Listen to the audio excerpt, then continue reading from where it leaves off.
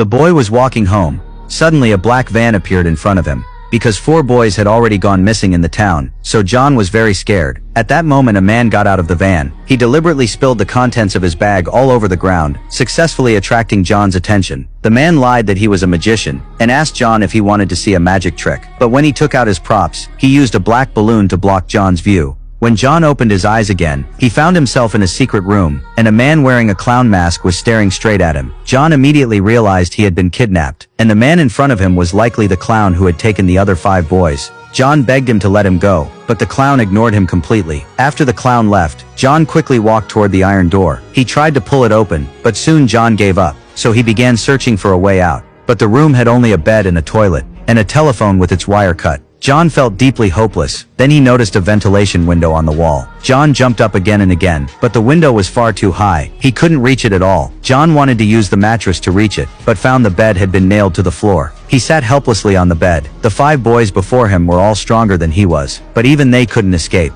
So how could he possibly have a chance? Just as John was sinking into despair, the phone behind him suddenly rang. How could a disconnected phone be ringing? John felt a chill of fear. When he walked over and picked up the phone, there was no sound from the other end. John wondered if he was hallucinating. But later that night he was woken again by the ringing. Half asleep he muttered, "Stop it already."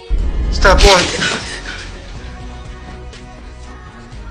John was startled by the clown. It turned out the clown had been crouching in the corner watching him. John was terrified. He lied, saying he was hungry and asked for food. The clown thought for a moment and agreed. After the clown left, the phone rang again. Even though he knew it couldn't really be working, John still picked it up. This time a deep voice came from the other end. John hung up in fear. He had no idea who had called, but the ringing wouldn't stop. John froze for a few seconds. Then he walked toward the phone with determination. Maybe the person on the other end could save him. When John picked up the phone again, he immediately heard a boy's voice. The boy told him not to hang up. John asked who he was, but the boy seemed to have forgotten his own name. But he remembered John, because John was really good at baseball. Hearing that, John suddenly remembered. The boy on the other end was Jack, the first to go missing. After John reminded him, the boy finally remembered his name. Then he told John a secret. Only John could hear the voice through this phone. John asked Jack why he was calling. Jack said there was a muddy spot in the hall, covered by a square floor tile. There he could dig a tunnel to escape. But Jack was caught before finishing it. When John asked, "Do I have enough time?" Jack hung up without answering. Following Jack's instructions, John found the exact tile. He obediently began digging the tunnel.